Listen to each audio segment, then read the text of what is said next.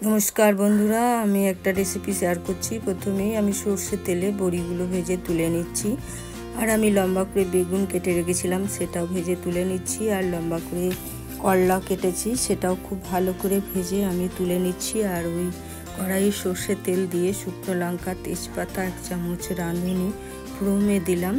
দেওয়ার পর আমি সবজি কেটে রেখেছিলাম সেগুলো দিলাম। সেগুলো হচ্ছে ডাঁটা, কুমড়ো, কাঁচা কলা আর রাঙা আলু। তার মধ্যে পরিমাণ মতো লবণ দিলাম।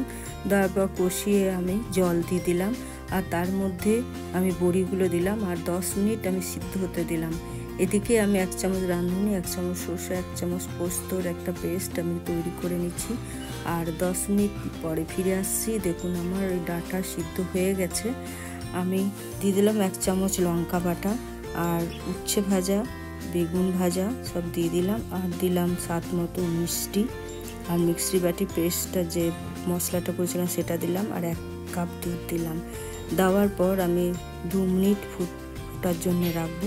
2 মিনিট পরে দেখুন ফিরে এলাম। আমি দিয়ে দিলাম 1 চামচ ঘি দিয়ে নাড়াচাড়া করে আমি গ্যাসটা অফ করে দিয়েছি।